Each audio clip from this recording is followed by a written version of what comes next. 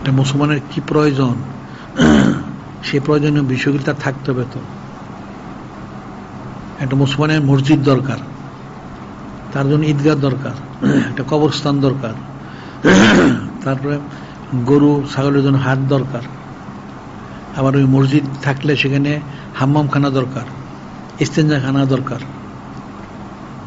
একটা লোক মসজিদে নামাজ পড়তে আসে, তার ইস্তেঞ্জার প্রয়োজন করবে কোথায়? করে এখানে একটা দুইটা করে, একটা দুইটা তো করলে মসজিদের মুসল্লিদের আছে এখানে 200, 400, 500, তাহলে তো 20-50টা করা দরকার ছিল,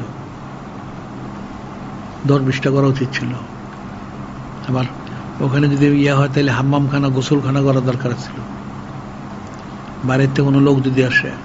এখনো যে সরকারিভাবে জায়গায় জায়গায় করে, কিন্তু আসলে আগে ছিল প্রত্যেক বড় বড় ওই যে মঞ্জিলগুলির মধ্যে থাকতো, প্রত্যেক মঞ্জিলে মঞ্জিলে,